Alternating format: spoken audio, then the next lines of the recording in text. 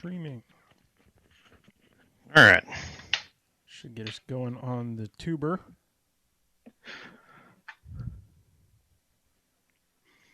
Hopefully that worked. Let's see. Oh, what am I connected to? Oh, I got to reconnected. Awesome. Okay. Connects to the wrong Wi-Fi sometimes. There we go. All right, Wi-Fi should be ready. That should be ready. Somebody's on. Who's hanging?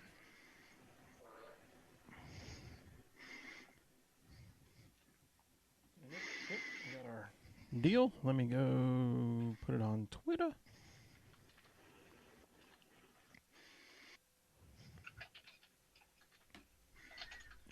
Live. Tweet.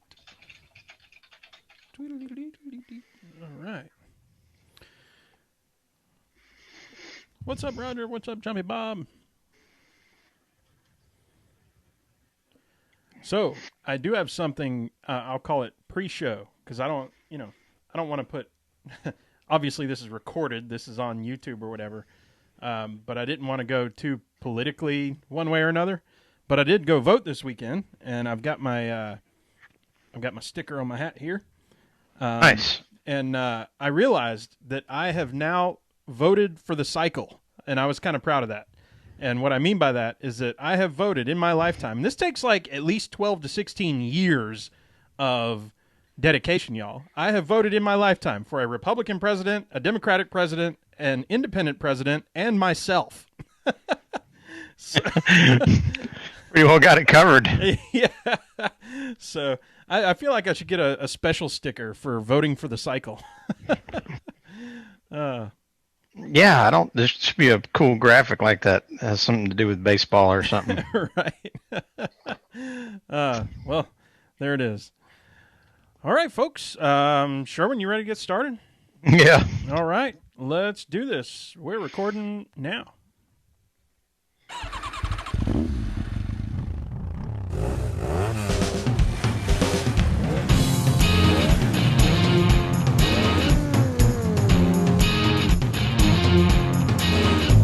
Welcome, y'all! That's right. This is the Pregame Engineer Tailgate Mayor Racing Podcast, episode number 265. It's Tuesday, October 20th, 2020. It's lots of 20s there. I'm Tailgate Mayor Rusty Wallace. I'm in the PETM Podcast Studio in Atlanta, Georgia. We'll get started here in a moment. Before we do, y'all know what the deal is. This podcast is sponsored by you. That's right. Go to patreon.com/PETM. Join the What You Drink Club for as little as $1 a month. Get that free koozie and some stickers. Best part is every cent this year we're once again donating to sponsored drivers. So join the PETM Posse today. Be a part of the sport you love. This week's show brought to you by official sponsors at the $5 and up per month level. Here we go. Aaron Bearden, Robert Kevlinger, Coleman McClain, Matt Kepner, Ryan Kiefer, Patrick Clear, Jeff Brown, Brandon Carl, Kathleen McDonald, Stacy Wright, Brika. Whoa, I totally messed it up. Hold up.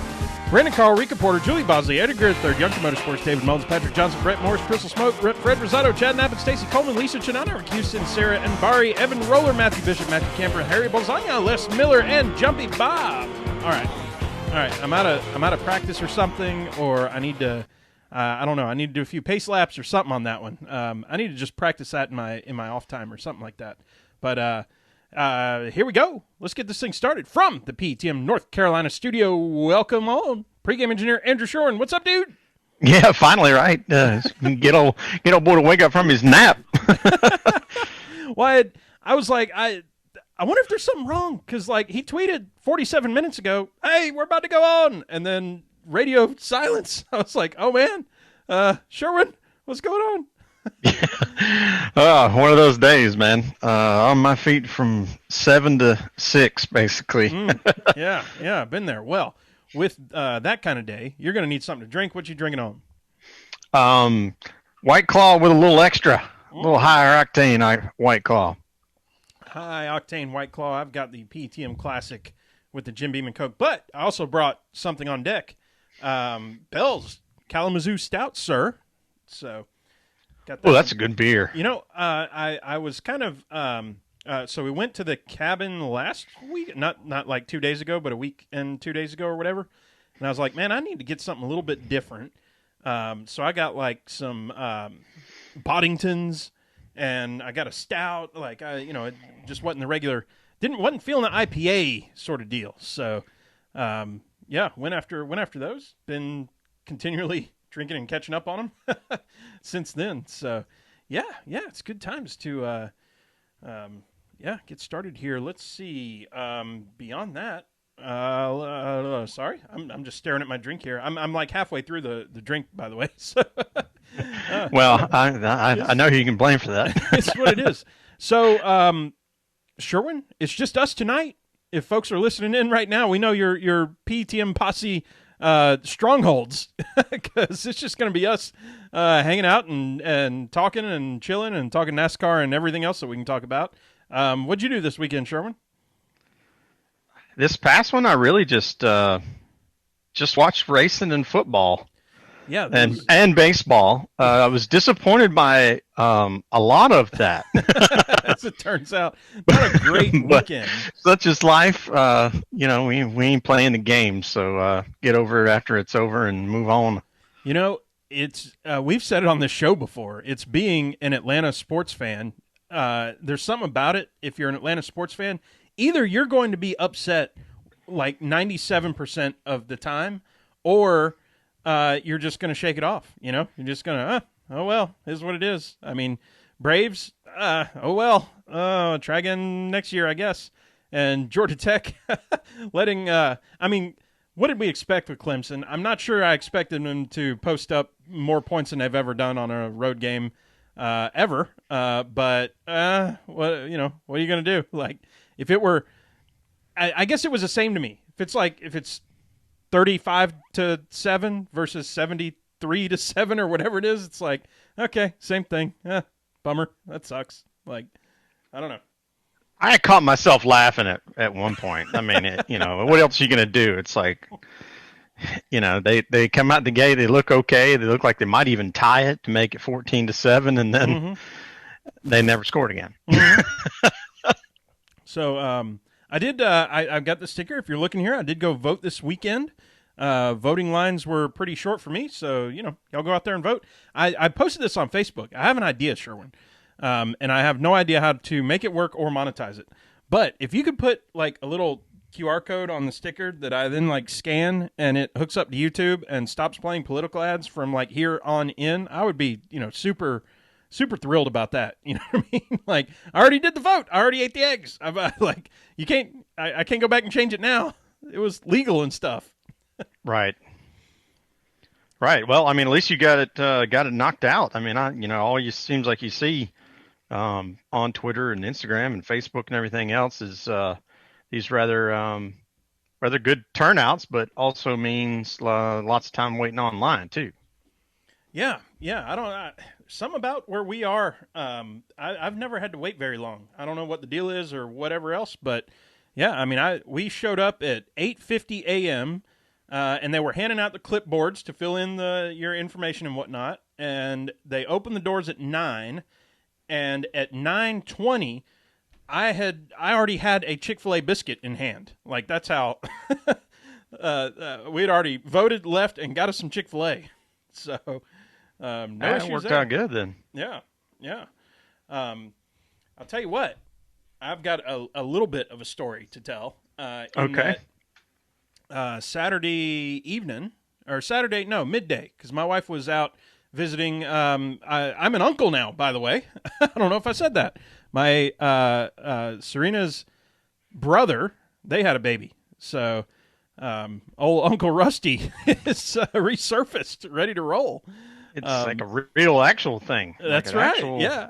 Uncle Rusty. So while she was out doing that, of course, I'm sitting around. I got bored, so I was like, let me go to a butcher and just see what they got, see what's going on. Walk in a butcher shop. What y'all got going on in here? Well, ended up, I found this one butcher company, and they're fairly new, and I didn't know nothing about them. They had good reviews online and stuff. They only been there like 3 or 4 months or something. So I was like, yeah, I'll go check them out. Have you ever walked into a place like you're kind of, it's a butcher. I'm probably going to spend more money than usual on a steak. But have you ever walked into a place and went, uh-oh, I'm not sure I belong here? You know what I mean? That's like everywhere we go together. Me and Sherwin walk into a Waffle House. Like, I don't know about this fancy mess. So I walk into this place, and the first thing they have is two things that look like refrigerators, but and they got clear glass fronts on them. And I mean, this place is immaculate. It is perfectly clean. Everything is just Willy Wonka and stuff, you know. And these two refrigerators are actually their aging caves, and they've got like the big old salt block on the bottom, and they got all this stuff in there. Well, this is right when you walk in, and you can buy into having some giant piece of meat aged in their cave there. Well, right on the very first one, front and center, is this huge porterhouse. I don't know what it's called when it's the whole thing. You know, I guess it has the filet and I guess the other side's a strip, and it's in there. It's been aging for a month, so it's, you know, real dark and all that. But if you buy into it, they give you a little placard, and they like etch your name into the placard and stuff. This is this kind of place, y'all. And the first, you know, notion that I shouldn't belong here. On the placard was written Matt Ryan, not written but etched, Matt Ryan. And for those who don't know, Matt Ryan happens to be the quarterback of the Atlanta Falcons.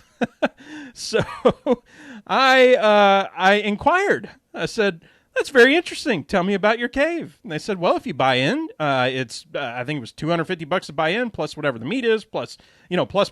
Who knows how much that steak costs or whatever." And they said, and I said, "I recognize that name right there." And dude puts on a big old grin, and he goes, "I can neither confirm nor deny the due to privacy reasons our clientele." I'm like, "I smell what you're stepping in, brother." and we had a laugh about it or whatever. But he's like, "Yeah, we're fairly new. We're real proud of that stuff." And I'm like, "Yeah, I can tell you're pretty proud. I'm looking at the prices on the sheet now." But you ever been to a place where you don't belong, but now you kind of feel like obligated / invested? Like if I just walk in, look around, and walk out, now I'm that weird sketchy dude that walked in, looked around, and walked out of this nice establishment. So I went and bought me a steak and a ribeye, prime aged, whatever, all the words, and I bought a pork chop.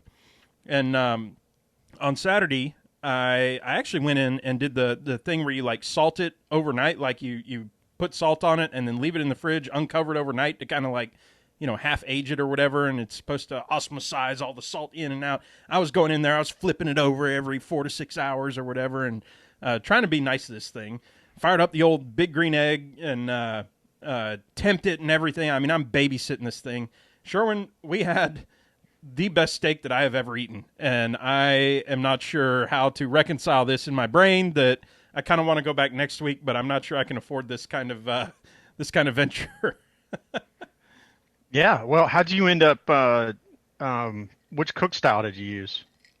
So I went on several different forums and stuff trying to find the best way to do it. So I did, you know, the Zeus's butthole fire, and seared one side, turned it over, let that sear for just a minute, and then found this. Everybody was claiming online that the best way to do it is to just shut the egg off, like turn off the top, turn off the bottom, and just let it go, and that builds up a whole ton of charcoal smoke, and so you get that, you know, real deep charcoal flavor on it. And yeah, I pulled it off. You know, I had temped it, and I have the thing that connects to my phone and has the alarm on it and all that stuff. And it doesn't matter because I'm outside babysitting it anyway, looking at it. But I'll tell you what, man, it came out perfect. My wife, who never she always cuts around the fat and everything, she gobbled the whole side up that she took and everything. It was a hell of a steak, man. That's awesome. That sounds like T-Rex style. Yeah, it was bone in. It wasn't like the full T-Rex giant bone, but like, you know, they left a piece of bone on it, so you knew what you were doing, knew what you were getting into. Dude, they were selling that Japanese A5, whatever it's called, Kobe steaks there, and they had provenance, like they had paperwork for it, and the real deal sort of stuff, and they were wanting, I don't know, like $200 a steak for that mess. I was like, I wouldn't even know how to cook it. Like, what am I supposed to do with this now? Like, whatever I do, I'm going to ruin it. yeah, I would be in fear of that too. But no, what I meant by T-Rex is not tomahawk like the Oh yeah, super yeah, yeah. big, but where you sear first and then you warm to temperature after.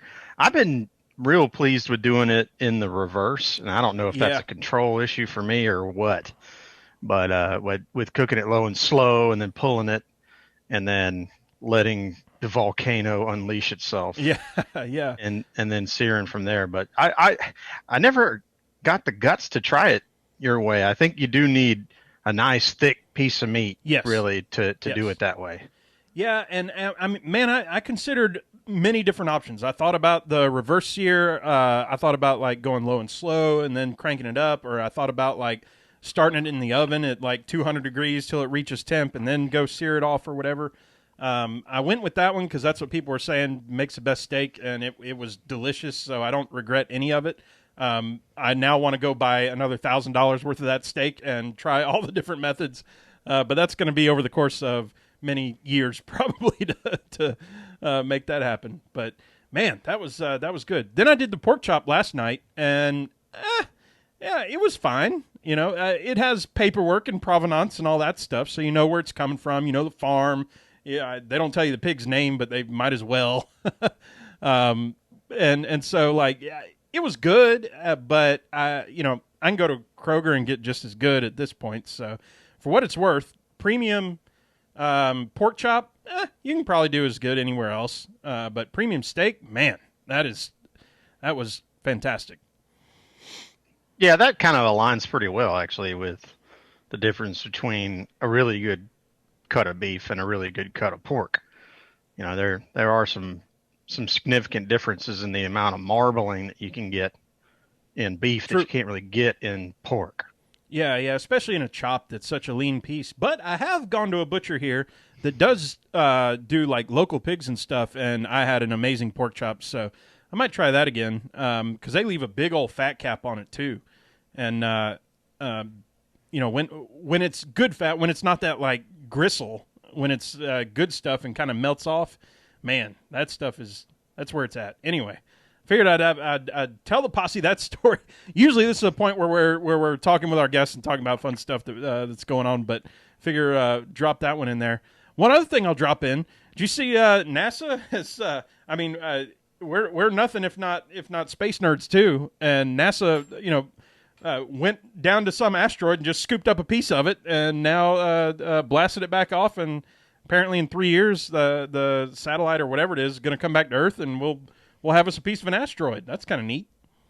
Yeah, I did see that, and from all people, I saw it.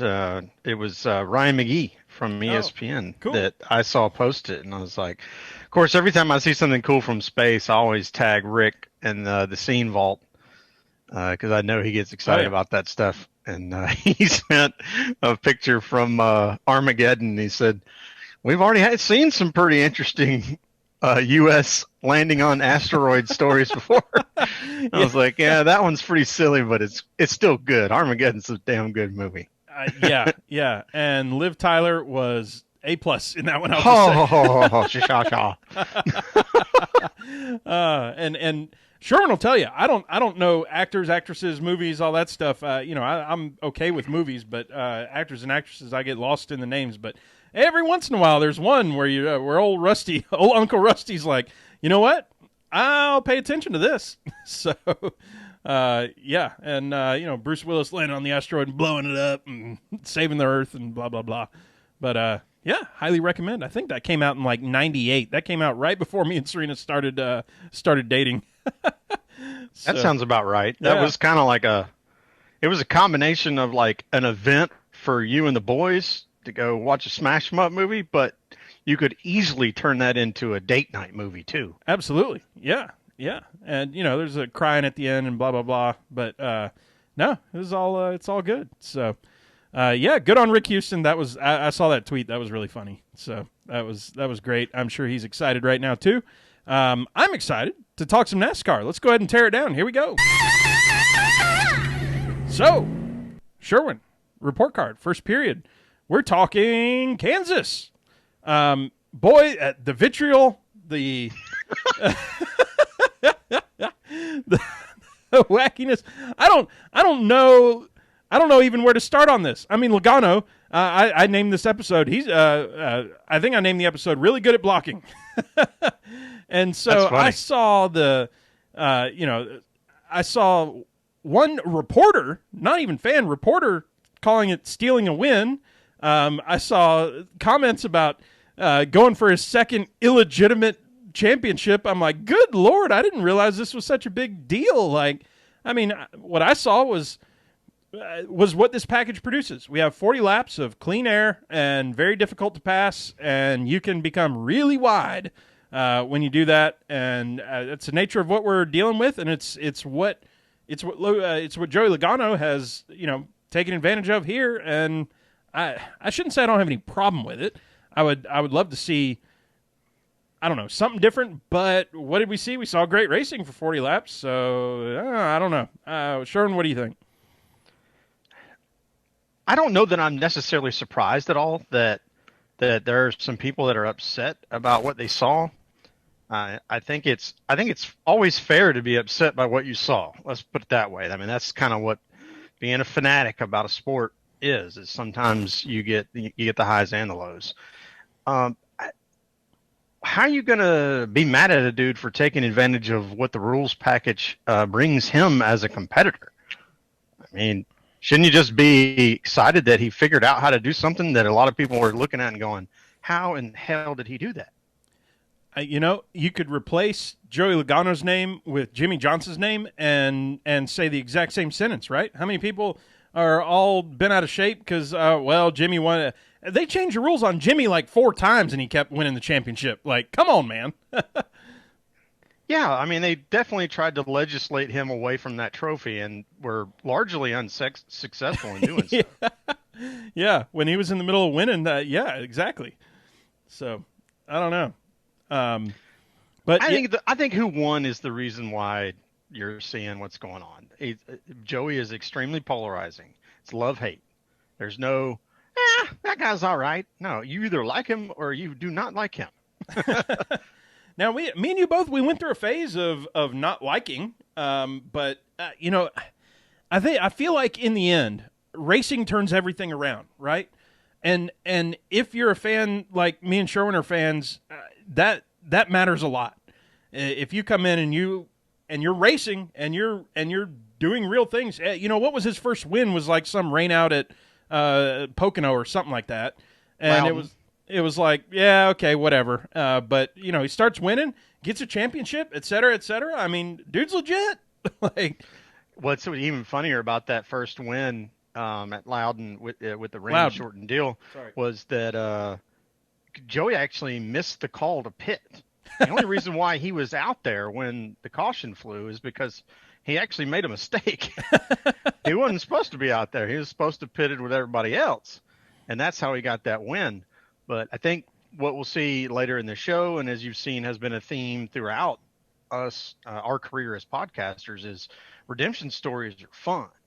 Mm-hmm. And we've got a couple of new ones out there on the horizon that we'll get to pay attention to over the next couple of 3 years or so. And I know it's already in the notes, so I don't have to go any further than that. But I mean, the whole redemption process, different people react to it a different way. But yeah, for us, full circle on Joey last place becoming a very enjoyable racer to watch. Absolutely. And I mean, we watched him win at Talladega, and I mean, I enjoyed the crap out of that race and enjoyed, what I saw on the track and everything else. So, I guess I just don't, I can't bring myself to be upset about any of this. I'm fine with it. And not only that, but, I'm kind of jumping into second period here a little bit. But for the storyline here, I mean, now Joey's in, probably somebody who's been discounted for maybe a little while in a lot of people's books. When you're looking at Harvick and Hamlin, I mean, that's Harvick Hamlin, and then flip a coin for the rest of them. Well, we've flipped the coin, it landed on heads, and now we've got a pretty tight race here. Yeah, absolutely. And I want to comment on the whole illegitimacy thing, because obviously that is somebody's just in their heart reaction. There's no illegitimate way to win one of these things, as it turns out, because you have to be there you have to be in it, and you have to subscribe by the rules that are being put forth and play the games that NASCAR wants you to play. And if you win in a round where you're still eligible for the championship, and that catapults you into the championship, I don't. There's really not anything more legitimate than that. Right. No, I totally agree. If they start doing one lap races and that determines every race and the championship, we go to Daytona. Here we are in Daytona, big pomp and circumstance, lap 1, green flag, and that's the end of the race. Well, it's a legitimate win. It's a legitimate. Now, you're not going to have fans very long if you try something stupid like that. But I guess that is the analogy to what they're trying to do with either this package or everything else that they're just trying out. Let's try out some different stuff. But it's a legitimate win. Like I said, in that case, I'm probably not going to see me around very long. But it's legitimate. So I don't know. It's easy to wear that out. I mean.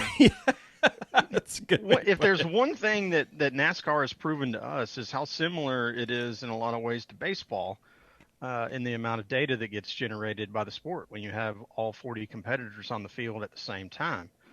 And everybody's running at Kansas, 267 laps. That's a lot of little pieces of data that you create in just one little event. And if there's, and again, to say the same phrase, if there's anything we've learned from NASCAR during the time that we've watched, is that the NASCAR teams and drivers will eventually find a place for your rules system to look potentially silly.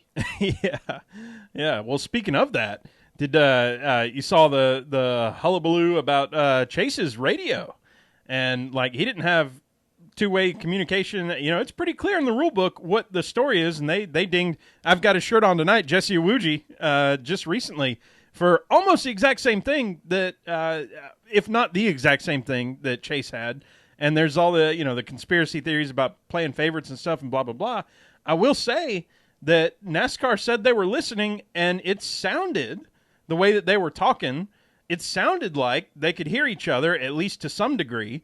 And so they didn't black flag Chase for not having a working radio. So I guess good on Chase for doing some acting and stuff. Maybe I don't know, but the crew could hear him. He couldn't hear the crew, but he wasn't sitting there like, "What? I can't hear you. What's going on?" He was just. They realized that okay, well, this is a situation we're in, so I'm going to start talking in such and such. It was just kind of adapting to the circumstances. And NASCAR brass came out either yesterday or today and said, "Yeah, we missed that one probably." Yeah, I saw that, of course. I read it all and listened to it all because I had Chase's scanner on.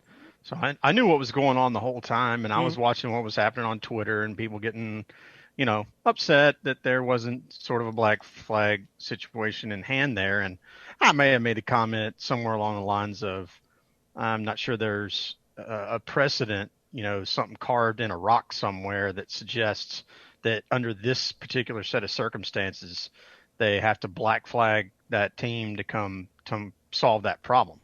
Now, maybe NASCAR learns something from it going forward and decides that they'll change the way they're going to react to that in the future. But it did definitely sound like they were, if you only listened every now and again, it did sound like they were in pretty good control of the communication. But I know from listening to it wall to wall, that was not true. Right. There was some strange harmonic within his car at speed that just basically completely wiped out the communication from the spotter, much like you would wear one of those headphones things that takes in the information from the outside and just sends the frequency into your ear that nullifies it. Mm-hmm. It was essentially that. So as soon as they got under caution, which was a lot, he could hear everybody. Yeah. At that point. So, it's hard. I could see where, people might be upset that, hey, this happened to my guy last week and y'all didn't do anything about it because, it's the most popular driver. We can't black flag that guy. And I'm like, there's probably a lot more information that would go into that decision than we're privy to. I agree. Yeah, that's one of those 100% sort of things. I like the way you put it too, that there's no precedent for this thing. Like, what is our decision? Has there been somebody who has two-way communication except for at speed And you shouldn't. I guess maybe you shouldn't take into account playoff sort of stuff, but I don't know. It's that was a weird deal. I will give the PTM podcast hosts from last week a little bit of props here. So Kate picked Harvick, who finished second. You've picked Bowman, who finished third, and I picked Chase for 2 in a row, who finished sixth after all the stuff. And so, having a combined total of 11th. How many times have we picked, so far beyond 11th? But yeah, and didn't Kyle finish fifth? So I had Brandon in there. It helps our average even more. Man. Shout out Lap Traffic. Well, sounded like we knew what we were doing. Y'all just stay tuned, and we'll prove you wrong. Well, I do want to toot my horn about when I was on the Brandon's show the other day about saying I think the Fords are going to be fast. Oh yeah, at Vegas and Texas, so all right. yeah, we'll give you the whatever it is, the badge of honor on that one. You get the free sticker. Second period, Sherwin. Let's talk playoffs a little bit. So at this point, I mean, Joey is in. Harvick and Hamlin are all but in. Harvick is pretty much in. I mean, this is one of those things like, well, mathematically, if you win during the regular season, you're not necessarily in the playoffs. Well, mathematically, a lot of things, but probably in. Hamlin maybe has a little, I won't say work to do. Like he has to, Harvick has to show up. Hamlin has to show up and race some. And then, we approach the back part. Brad is in by 8 points on the other side of Chase. And then beyond that is Bowman, 27 points out, Truex, 31 points out, and Kurt Busch. I even put question marks and exclamation points after this in the notes here. 73 points out after starting third and having engine problems. Yeah, that's pretty nuts. It shows you how quickly it can snowball on you. The weird thing about this is if you could pick anybody in that group to show up and win one race on one day at one specific time, mm-hmm. Who are you picking? I mean, it would be either Kurt or Harvick. But yeah, if you're talking about those people that we just talked about at the outside the bubble, Kurt every day of the week, twice on Sunday. Right. And so if Kurt is somehow able to win at Texas or Martinsville, then this gets very interesting. Oh, it gets bonkers. I mean, it becomes an ordeal where, where more folks have to it becomes a must-win for everybody because somebody's going to finish ahead of you. Somebody's going to finish behind you, but somebody's going to finish ahead of you unless you finish first. That's the only way to not have someone finish ahead of you, as it turns out. And I think that you just put words to exactly what NASCAR wanted out of this type of a system for crowning a champ, is that you legit want 5 guys to show up at Martinsville thinking they have to win, mm-hmm. or they're done. Their season's over from a championship perspective. That's what they want. Well, what's the best way for that to happen? Well, that's Kurt winning at Texas. Yeah. I just got goosebumps. Yeah. I mean, Martinsville is going to be bananas if 5 cars show up there with a legit shot, because they can win. Right. And that's the fun part. It's frustrating for sure for some folks, because some folks are going to think that their guy is in just because of overall performance of the season. And chances are really good. Somebody's going to get shuffled out of that 4 that everybody thought was going to get in, and somebody's going to be butthurt over it. And that's the whole point of elimination playoffs. Somebody's going to be butthurt. Mm-hmm. I mean, that's just that. You can't have the ultimate high without having the ultimate low as well. Mm-hmm. Well, how about this too? What this shakes up. Suppose Joey Logano just finishes mediocre and doesn't make it to the last round, and blah blah blah, and we have our normal end of season last race. I say normal. I mean, of course, 4 guys trying to get the win and go for the championship. But Logano is the most recent winner at Phoenix, as it turns out, too. So, we've been talking Harvick, Hamlin. We just threw the person in there who will be in that race, going for the championship, and could be a spoil sport for the two most dominant drivers for the season. Without a doubt. And if you think about Joey in particular, he's got his win now, so it really doesn't matter that he falls into this category of driver that I'm about to describe. But Joey legit had a shot to win any of the last 4 races because he's already won there, all of them. And he's good at every discipline. So, I mean, you wouldn't, I mean, Kevin is extremely good at a lot of different places, but I don't think he's in the same league of you show up every single weekend and you go, yep, Logano's got a chance to win here. Mm-hmm. It doesn't matter what, don't even need to name the racetrack. Does Logano have a chance to win based on his track record? Yeah, it doesn't matter what racetrack it is because he's won at every different kind. Mm-hmm. That's yeah. I mean that's absolutely strong. I'm really this really makes Phoenix shape up to be not just is it going to be Harvick or Hamlin, and that's the that's what NASCAR wants with this thing. So playoffs, what are you going to do?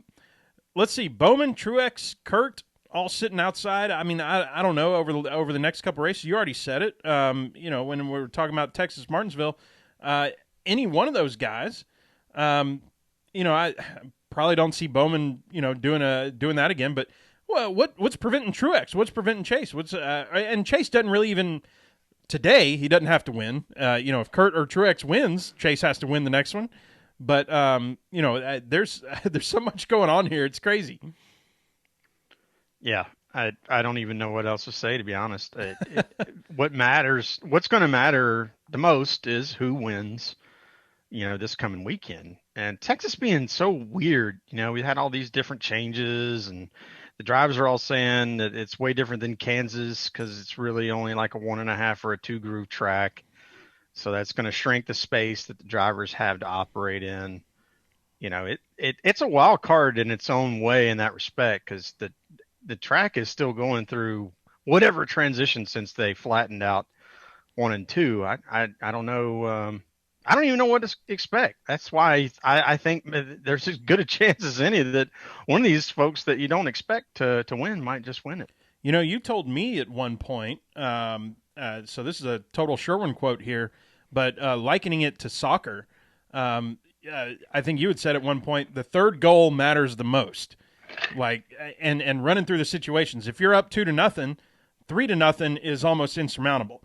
If you're up, or if it's tied 1-1, going up 2-1 is a huge momentum shift, and so there's the third goal is the one, and it feels like the second race of this round is the third goal, if you will. It determines who is going to have to be, charging hard for the win versus who's, looking forward to Phoenix. Yeah, and the third scenario in that 3-goal sort of quote rule is you're losing 2-0 and you get the first goal. So now all of a sudden you're behind. But you had the. Oh, it cut out on me a little bit there. But yeah. But I smell what seems to happen every show now. Yeah, right at 10 o'clock. I texted to Sherwin last week that apparently my internet has a curfew on it, and I don't know what the deal is with that. So might have to call up the old Comcast and figure that thing out. But yeah, totally. Third goal. Let's move on to third period, silly season. Sherwin, we got so much to talk about. First off, Kyle Larson reinstated. How about that, huh? Very much expected, though. We were all probably waiting with bated breath to be sure that this was going to be the result of that appeal to rejoin the sport. Yeah.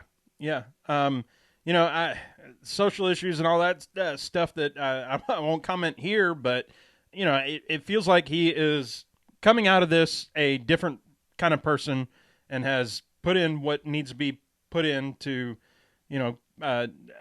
solidify or solidly convince everyone that he has made some changes and understands what this whole thing means. So, he's reinstated. So now, and they said he can start racing, January 1st or whatever, it's as of blah, blah, blah, but they didn't want to keep the sponsors and keep the teams from, being able to have some talks. So I don't know. What do you think? Is he, is this pretty much a Hendrick shoe-in at this point, or is there some other stuff going on? Hendrick's a done deal. It's just a matter of their sponsorship announcement aligning with things that fit NASCAR's narrative. I wouldn't shock me at all if they didn't wait until the season was over so as not to be a distraction to the championship, as maybe just a favor to NASCAR. Mm-hmm. But yes, Kyle, the only thing left to decide other than the sponsor at this point for the general public is he going to race the 5 or is it going to be the 25? That's really it. That's the trivial piece that's left in this puzzle to put in there. So me personally, like I said, we talked about redemption stories earlier, and I knew that we were going to get to this, so that's why I kind of left it alone then. I don't want to belittle it all in case we do have some new folks that have never listened to anything we've ever done, and this is their first shot. And it's not that we're afraid to shy away from the social issues. It's that we've already spoken to it with such degree. There's no reason for us to do it again tonight. Sure. We can have some of that conversation in the off season, maybe bring in a guest that's outside of the NASCAR world that has some perspective into why this is significant, or why they do or don't support Larson or whatever. Any of those conversations would be interesting to have.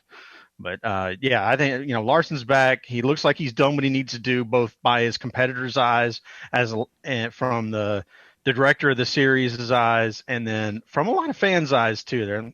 I think we're ready to see this play its course, and we're going to find out in very short order how that's all going to be put together for Daytona. Yep, absolutely. Moving on, I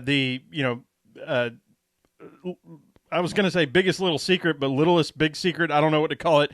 Chase Briscoe to SHR filling Clint's ride, and he's not like just sitting there like I've got a cup ride next year, so I'm all good. He's riding the happy train. He's dominating, or had a dominating win at Kansas to secure his Final Four in Xfinity. So just keep on keeping on. Absolutely, I think this has probably been in the works for a while. One of the interesting things I did get to listen to before I decided to pass out on the couch was the Briscoe portion of Dale Jr.'s download, which didn't even load till like 7:30. But he had some very interesting things to say, that like signs that he should have known what was about to happen next, but was just always that humble racer. I'm not sure that this is what's going to happen, but evidently the talk started in like January of this year, and it was a done deal 2 weeks ago that he was in the car. They'd already made all the deals with the sponsor, High Point. It's an information technology company. That there's I don't want to totally plagiarize Junior's podcast because I want people to listen to it because it's good. But there's a very interesting story that Briscoe lays out about the things that he didn't know and that he found out when he got invited to go hang out with Tony in Indiana, and all the High Point people are there and Tony's people are in there, and they already wrapped, like his Xfinity team wrapped a High Point car that looks exactly like his 98 Xfinity car, but they put the 14 on it. And he's like, oh, these guys are just excited. They want a shot at this. And no, the reason why they put the wrap on the car, because it's real. Yeah. Briscoe will be racing the number 14 Ford Mustang High Point with sponsorship as of now, basically. now.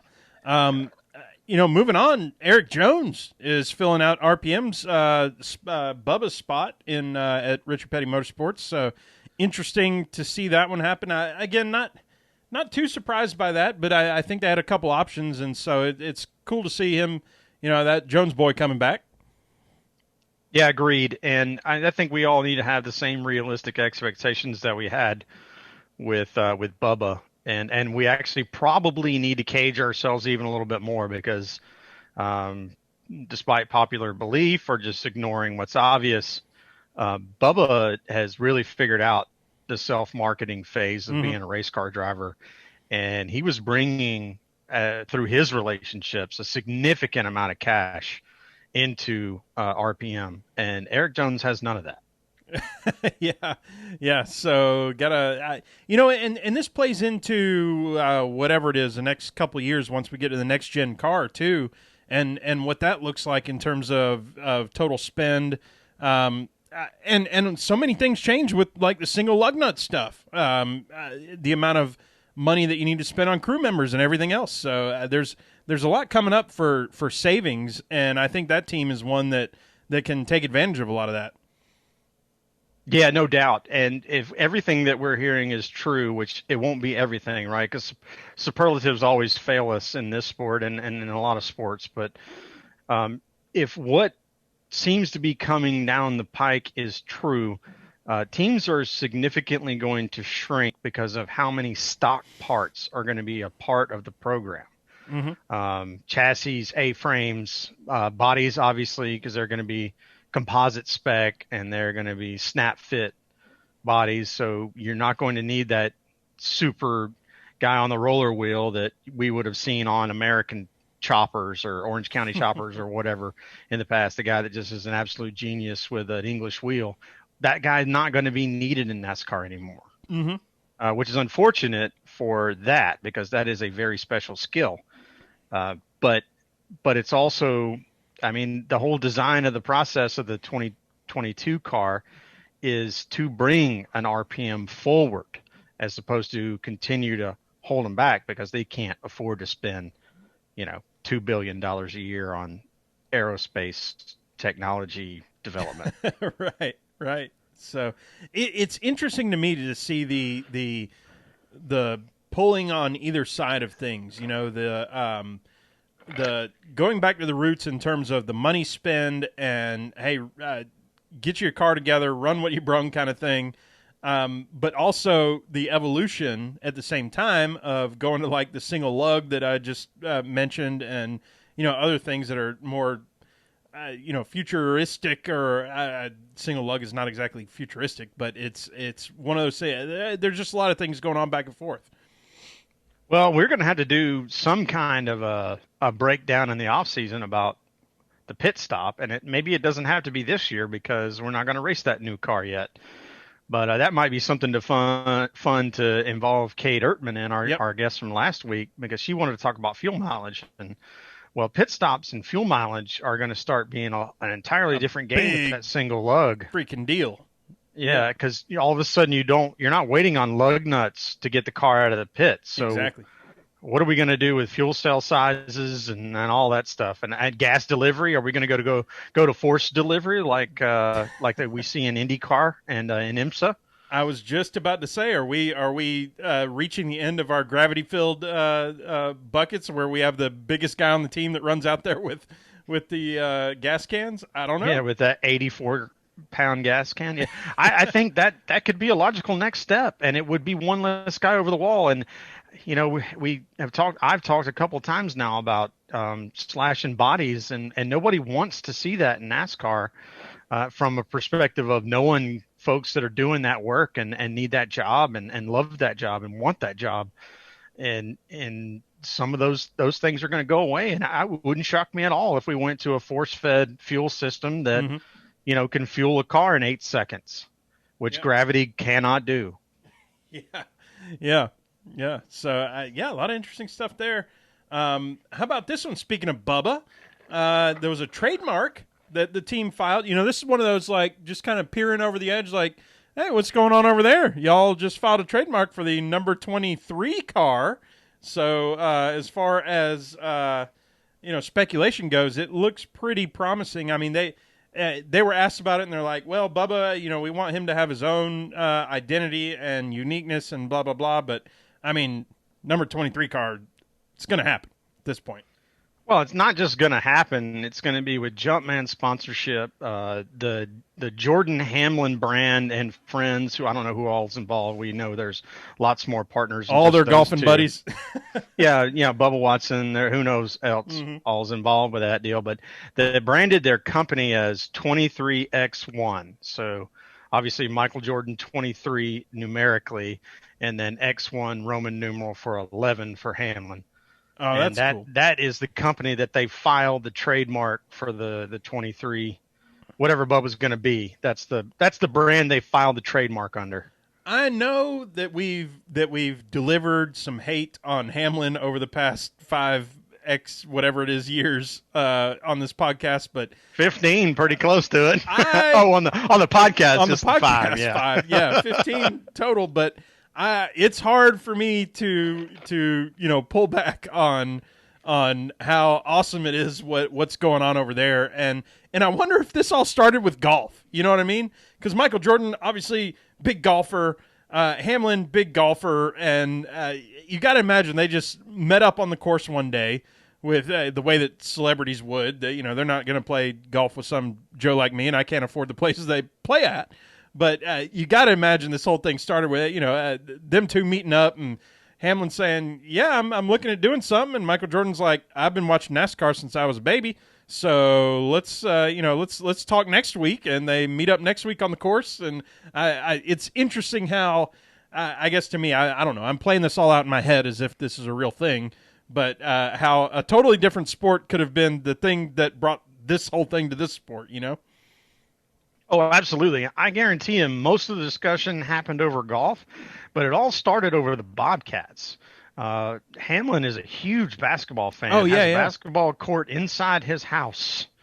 And he had, courtside tickets and eventually got to meet Michael through the basketball connection. Obviously, the mother of Hamlin's two kids used to be a cheerleader for the Bobcats. So it all started through basketball. And Denny Hamlin, I don't know if you remember or not, had a nightclub in downtown Charlotte, right near where the Bobcats played before they went back to being the Hornets. And I believe Hamlin actually had a vested interest in the basketball team, and that's kind of how their relationship shook out. And then, all the NASCAR and the golf and everything else kind of followed from there, is the way I understand it. Yeah, yeah. I love that stuff, man. I love the backdoor deals or whatever you want to call it. Just hey, let's hang out, drink a couple beers, and hit the golf ball and talk about stuff. Next thing you know, you have an entire race team. I like that. Not just that, but one of the most powerful brands on earth behind it, the Jumpman brand. Absolutely, absolutely. Last one here for the silly season this week, which I'm sure we'll have just as much next week to talk about. We'll see what happens. But Justin Haley returning to Kaulig Racing for next year. Obviously talking Xfinity Series and everything. But, that's cool. And he's one of those, like, not just up-and-comers or whatever. This is a guy everybody's looking at. Oh, for sure.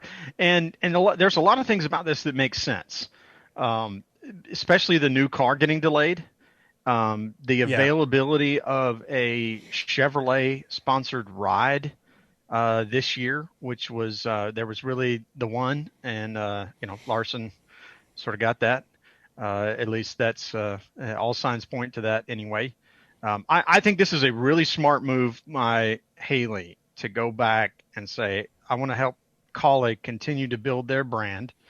It's not even a whisper amongst the garage that Kaulig is interested in taking their brand to Cup.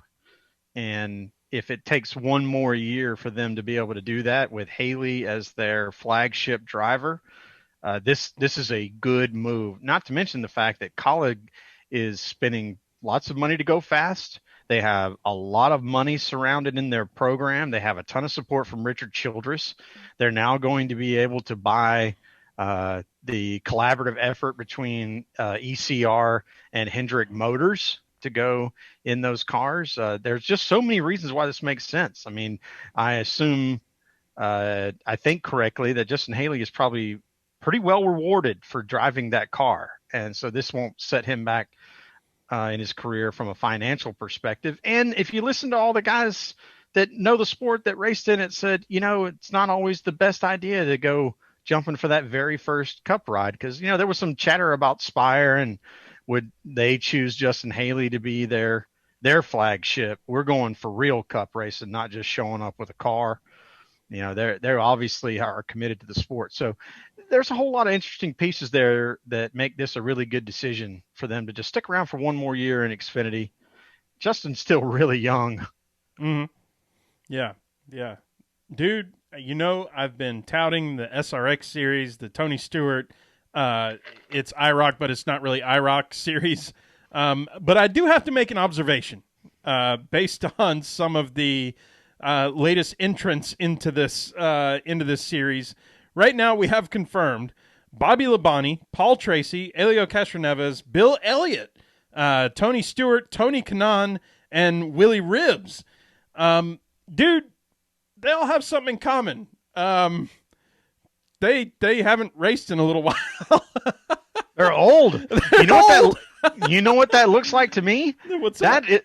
That's an IROC lineup from like 2004. I called it the Seniors Tour since we were talking about golf earlier. It's like, this is interesting how this is playing out. But I don't know. Maybe that's what you need to do. Get folks to get the series off the ground or whatever, and get some buy-in. You're not going to get any current NASCAR drivers. I would love to see. Hey, why don't you get Jeff Gordon to run a couple of those? Or hey, I heard Jimmy Johnson's freeing up, although he's going to be running Indy. So, but yeah, I'm like, this is shaping up to be kind of like I said, Seniors Tour. Yeah. Well, don't be shocked at all to see Clint show up in the entry list. It feels like, given the current lineup, he would probably dominate. But I don't know. It depends on how much dirt versus how much road versus how much oval. I don't know what the total makeup of their schedule is going to look like. But I mean, they're coming out with a bang, and the thing behind this that I think has been sort of missed just a little bit is that they already have a TV deal with CBS. Yeah, that's a big thing. They got a major broadcast partner who's like, yep, we're doing it. Let's do it. Yeah. That's something NASCAR doesn't have, by the way. A major deal with a broadcast partner. Broadcast. Like, it's going to be on Rabbit Ear TV. That's right. Your HD antenna. Yeah. We talked about Hailie Deegan going into her first race in the Truck Series. And, I mean, probably zero expectations around that. But she finishes 16th in the first race, dude. That, I mean, there's so much to be said about the truck or about the car if you're racing cars, whatever it is. But, 16th is not something to shake a stick at in the Truck Series with the amount of competition going on there. I agree with you. I think that was way better than I expected. Mm-hmm. Especially given that we know that the trucks at 1.5 miles is that's an adventure. Mm-hmm. It's an adventure for everyone. It's a different kind of adventure than going to Martinsville.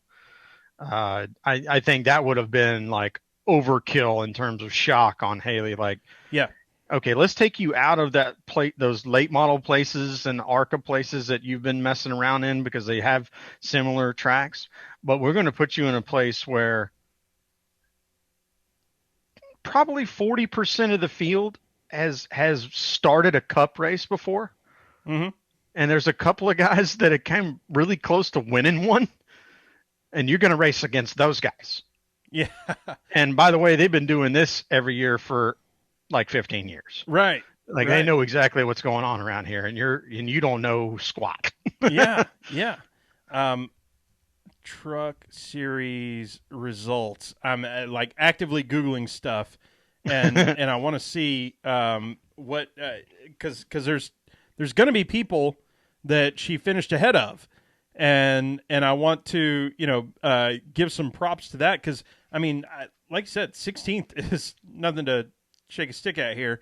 Let's see. Oh, this is all what a mess. Why can't you just Google something and get what you want anymore? You know what I mean? Like, just give me the results. Yeah, it's not as easy as it used to be. And there's too much horse shit in between the keyboard and what it spits out. Right. I don't know what that is. Like, no, I don't need a coupon to McDonald's right now. Thanks. Trying to learn something about racing. You know what? J-Ski to the rescue again here. Although, once again, it's hard to see. I should be able to Google that and it just shows me. It used to do that too. I think NASCAR went in and messed with the fact that they could actually report that stuff without having to go to NASCAR.com. But I don't know. I can't get a hold of it. I'm just wasting That's all time right. now. Don't worry about it. We'll have David Smith back on, and he can tell us all about how that Google machine has been effing up. Right? It's killing me. Anyway, I'll sit here and Google this for the next 20 minutes. That's disappointing in me. Anyway, move on to recess. How about some good tidings to Dale Jr.? You said it. The Dale Jr. download was delayed a little bit this week. It turns out they were welcoming their second daughter, born this past week, Isla Rose, if I'm saying names correctly. No, that's the first one. The new one is Nicole Lorraine. Oh, shoot. You're right. I read that thing incorrectly as I was sitting here trying to, act like I know what I'm doing and don't. But anyway. Yeah, they had her last Monday. So what is she, 9 days old? Yeah. Yeah. So that's that's awesome. Good deal. New daddy at 46. Yeah, Nicole Lorraine. Go get him, Junior. So Lorraine is that's a name in your family, isn't it? Yeah, Lydia's middle name is Lorraine. I thought so. So yeah, that's pretty cool. You've got the tie-in there and everything. So with that, Sherwin, let's go ahead and gas it up. Here it is. Texas time. You know what? Before we get there, I do have to kind of give a quick shout out. Spencer Davis of the Spencer Davis Group, who sang "Give Me Some Lovin'," passed away at age 81. So hats off to Mr. Spencer Davis. That is a song. It's interesting. One of the first. I remember one of the first albums that I shouldn't say I had. My dad had it or whatever. So I was listening to that song in particular, and kind of introduced me to like rock music, if you will. Which, I mean, today's rock music, you wouldn't even recognize it. "Give Me Some Lovin'" is a rock song, but it was, that song itself gives me some nostalgia. So 81 years old though for Spencer Davis. That's now I feel really old because probably the first time I heard that I was Spencer Davis would have probably been in his 40s or something. What? That's in the Days of Thunder soundtrack, isn't it? Is it? It probably is. Yeah. Give me some loving. Yeah, exactly. Yeah, I'm pretty sure that's in the Days of Thunder soundtrack. Yeah. Well, sir, we're gassing up for Texas. I went ahead and did a little stat hunting because I was enjoying myself looking up some Texas stuff. Qualifying record for NASCAR: Brian Vickers in 06 at 196 miles an hour. And the all-time record, this one got me, it was Champ Car, Kenny Brack, in 2001, laid down a 233-mile-an-hour lap at Texas. That's not safe. That's not good. Yeah, that's the same speeds now that the fastest guys are qualifying at Indy, which is a 2.5-mile track. Granted, the banking is almost non-existent on that rectangle oval, but that's brand new pavement at Texas. High banks like Charlotte. It was built to be exactly like Charlotte. Turns out Texas topsoil settled a little bit, so it's nothing like Charlotte, even though it's used to be the same dimensions. But you know what? They still ain't got nothing on old Jeff Bodine, or was it Brett at Atlanta? Oh, Atlanta. After the repave, 197.4 Yes, miles sir. an hour. Yes, sir. Now, I don't know. Are you following along in the notes right now? Are you seeing where we're at or anything? I have been up until right this second. Okay, so close the notes out. Don't look. Oh, okay. We'll have some fun. I think you'll get this one to start with, unless you. If you looked ahead, whatever. But no, I scrolled down to see what was there, and then I just left. Okay. So you'll get this one. I was looking up some stats on Texas. There's the person who has the most wins, the most top fives, the most top tens, and the most laps led. 7 wins, 15 top fives, 21 top tens, and 1,041 laps led. Who do you think that is? Jimmy Johnson. Jimmy Johnson, absolutely. Here is an interesting one for me. Most laps completed at 9,617. Jeff Gordon. You know what? Save that answer for a moment. But Matt Kenseth, how crazy is that? Oh, yeah. He would have made his first start there in either 99 or 2000. Yeah. When did they start racing at Texas? Did it say it? Was it 98? I think 98 was the first year they raced at Texas. Okay. And he used to only just have the one for a while. Yeah. So you jumped the gun on this one, but most starts at Texas with 30 total starts. Okay, now I'm pretty sure that must have started in 98 because that's Jeff Gordon. That is Jeff Gordon, sir. Here is the surprising one. Best average finish at Texas. How many races do they have to run to qualify? Good question. Let's say it doesn't matter. Okay. Best average finish at Texas for their career. Active driver? Yes. Or, okay. Joey Logano. Think closer to Atlanta. Really? Bill? Think, relationship. Well, I didn't want to go Chase right out of the gate. Yeah, have at it, man. So Chase Elliott, average finish of 6th at Texas. So, I mean, that's big news coming up. That's right. 7 starts? 8th start coming up? Unsure. I'd have to, check yeah, with sorry, the, I'm not trying to make you do extra work. No. This is year 4 or 5 for him in Cup. I want to say 5. Okay, so we're coming up on start number 10. Yeah, that's a significant piece of data. If in 9 races you finished in the top 6 on average, that's right? pretty good. That's damn good. So, and sir, not one that I would expect you to respond on, but the last 3 winners, this fella, young driver named Kevin Harvick, this other fella named Denny Hamlin, and this young fella named Kevin Harvick were the last 3 winners at Texas Motor Speedway. So, Sherwin, it is time to make some picks. Knowing all that information, we're going into Texas, and sir, it's time for me to pick because you beat me by whatever it is, 3 spots last week. I am going to go against all of those and pick Brad Keselowski to win at Texas. Really, just solidify that, and then think about what that does. It makes it a must win for the next race, and that's what we keep talking. That's what we were talking about at the top of the show in terms of what we're trying to see for the sake of drama and all that mess. So there you go, Brad Keselowski, you're up. That's a good pick. That's a really good pick. I think what I'm going to do here is I'm going to introduce sort of a similar monkey wrench into the equation, and have Martin Truex reintroduce himself to the winner's circle in 2020 at Texas. I love it, and here's why: is Truex would do the same thing this weekend that I feel like Joey Logano did this past weekend. It's like, wait, what? Joey won? It'll be like a wait, what? Truex? Let me dust off the books here. See what that means.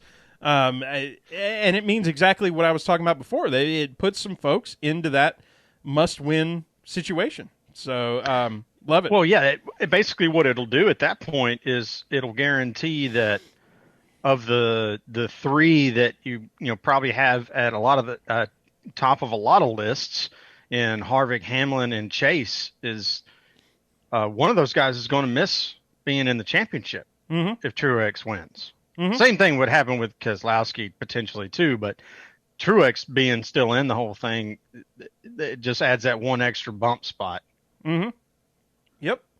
Well, sir, it's time to close this thing out. Sherwin, why don't you tell the folks where they can find us and what we're up to next? Yeah, you can find me at Pregame Engineer on Twitter and Instagram. You can find us on Twitter at PETM Podcast, on Instagram at PETM Podcast. We got a YouTube channel, PETM Podcast. And where else are we at? Patreon. Come hang out. What we do with that thing there is, we sponsor a race car driver when COVID's not keeping us from being able to do it. That's right. We appreciate everybody hanging out there and doing some of that stuff too. So, yeah.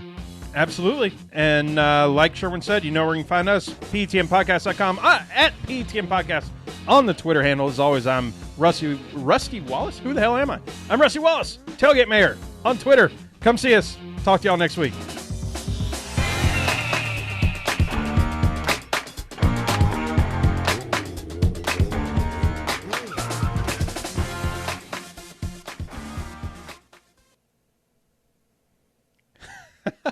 I totally botched the intro and outro. So, it's one of those nights. I didn't help with any of it either. Late. I screwed stuff up. Oh, man. No, we didn't even really get in the weeds that much on this one. Usually, it gets a little bit rowdy at some point when we do it just the two of us. Yeah. No, man, that was fun. Let me put in all the stuff. This is where you're usually talking to the guest, but no. The guest in the After Dark. I'm going to go ahead and hashtag that on the YouTube. After Dark. It is After Dark time. I'm going to copy that one in.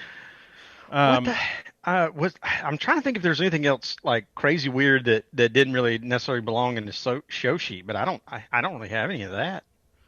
The whole people. Go ahead. The whole Joey Logano thing.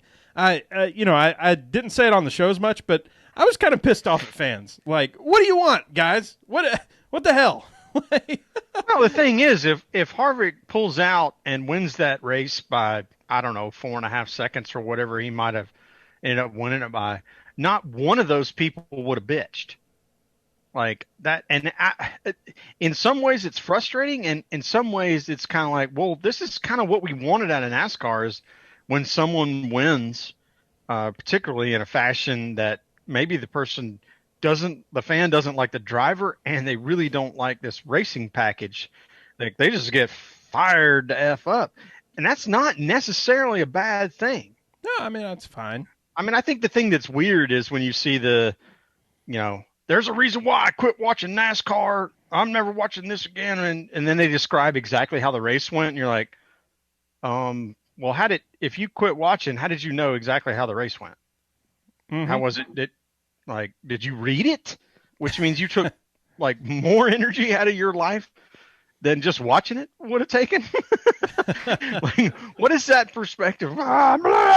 Just volcano, destruction, and then you watched every single lap. Right. Like, I mean, have passion, get excited, for sure. We do it all the time. I mean, I think that's the reason why the people that are like involved in the sport that pay attention to what we're doing, whether it's just Twitter or even on the podcast or whatever, that they're like, yeah, sometimes these guys can say something or other that we don't necessarily align with or don't agree with, or maybe we even don't like, but they're saying it because they love this sport. And it's very obvious that we love this sport because of our dedication to be involved with it. Mm-hmm. Yeah. So I don't know what else to say. I mean, I was a little surprised, I guess, in the end with like I said, the vitriol. I was like, whoa, we're saying things like illegitimate title? Like, title? Really? I mean, come on, man. Playoffs? Are we talking about playoffs? Practice? I don't get it. It's like we've already seen this happen at Talladega where Joey, who has become one of the best plate racers that is active in the sport, you can say, well, he learned that from Brad or they learned from each other or whatever. They're very, very good at it. As it turns out. He found a place to use that skill set. It just happened to not be at Talladega or Daytona. Mm-hmm. And he used that skill set. Is, all right, I know where you want to be. I know where my car is pretty good. And I know how to upset your car. Why wouldn't I do that for 42 laps? Like, what is it you want out of a race car driver?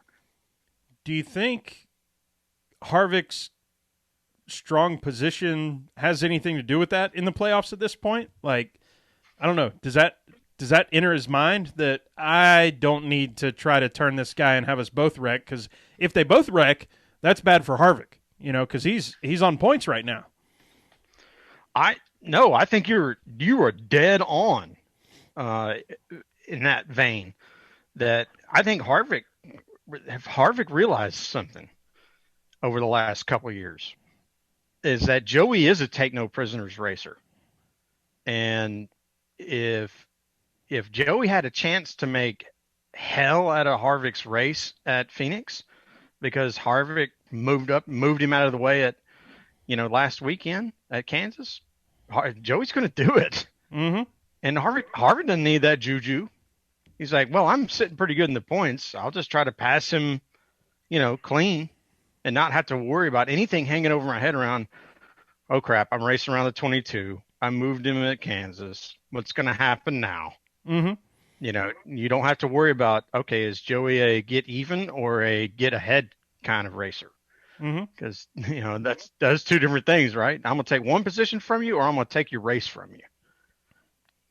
Right. In a winner take all situation like Phoenix, somebody can take your race from you if they want to. Right. So I think it was just smart racing by Harvick. He knows his car's fast enough. He didn't, he could afford to play the game of learning how he's got a whole nother racetrack where some of those conditions are going to be oddly similar. He's like, all right, what am I going to do? What did I learn from the 22 if I get ahead at Texas? Mm-hmm. And I need to do the same. Like, I need to do that to Chase. Yeah. Am I going to be able to do it? Did I learn enough from what Joey was doing to be able to do that to Chase or to Truex or whoever, anybody else you're competing with at the time? Well, on the flip side, you're also if you're not pressing him hard or bumping him or whatever, you're letting him have that mow, and we keep talking about the mow, man. So I don't know. It's a catch-22 there, and I think you move on with your finish, be comfortably or as comfortably as you can into the next round, and figure that out. But that's got to be hanging over your head a little bit. Like, man, this reshapes the playoffs. Playoffs? Well, I think what it showed is that Harvick really is a cerebral racer at this point in his career, and realizing that finishing that race in second was way more important than what could have happened if he tried to win by, initiating contact. Mm-hmm.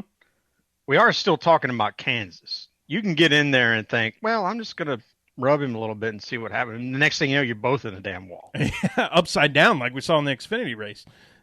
Right. I mean, there is, these guys can call them slot cars all they want, but there's still a breaking point. Mm-hmm. If you screw up, we can look back to Martinsville and Chase and Hamlin. Do I feel like, as a Chase fan and as a many-time detractor of Denny, that Denny went in there trying to dump Chase into the wall? No. But he went in there with intentions of, bad intentions in some respects, and it didn't work the way he thought it might. Right. And that can happen. Yeah. And they're talking on the chat wall, Roger, Chrissy, and Jumpy Bob about, can you imagine? This is what Jumpy Bob said, if the 22 won the championship. I mean, at this point, I kind of can, because it's not that I'm imagining him with a trophy over his head. I'm imagining him walking into Phoenix as the most recent winner and saying, y'all got to beat me. I'm the top dog at this point. Well, and not only that, but imagine the scenario where exactly what you said, the mow plays out, and Joey wins this week at Texas. Whoa. Or even better yet, wins at Martinsville. If he wins at Martinsville, he's starting on the pole at Phoenix. Mm-hmm. So you're behind the 8 ball if he gets to start on the pole at Phoenix. Mm-hmm. So, and if you're Joey, that's what you're trying to do. You're like, well, I could learn something at Texas for next year, or I could just, try to win. Like, why would you care if you finished 38th? Because winning just makes it a disaster behind you, and that's what you want. You want a disaster to behind you. Yeah. You want to go to Martinsville and be like, I don't give a shit what happens right here. Right. And then you probably win. Like, that's just how that all goes, Wake of destruction, yeah. Oh, man. Oh, trying to get this thing posted up. It looks like some folks are. Yeah, I mean, I really appreciate the way that Joey polarizes the NASCAR fan world, because this is what we want. This is what's so ironic about. Well, we want drivers to show personality. Like, what the hell's Joey doing right now? If he's not showing personality. Mm-hmm. I mean, I would have been strutting around that garage going, guess what I just did? Bitch. I just spent 42 laps in front of the guy that might be the best mile and a half plate racer of this generation. And I won this race. And I did it because I'm good at this. It wasn't no accident. I'm with you, Rusty. I'm like, Mo matters. I mean, ask Tony Stewart how much momentum matters. No kidding. Ask Jimmy Johnson from, when was that, back in 09 or 08 when he won 4 races in a row in the playoffs, when there wasn't the elimination rounds. Like, pretty much just said, hey, bye, y'all. I'm out. I'm winning. Yeah. Yeah. Bonkers. Let's see. Let's get this thing on Twitter. ptm.podbean.com and share it off. Yeah, the 22 can definitely win the championship, Jumpy Bob, without a doubt. I mean, you almost have to consider him the favorite at this point until we see what happens at Texas. And that's the thing. How many times does a favorite change at this point, too? Oh, at least 3 times. Right. Yeah.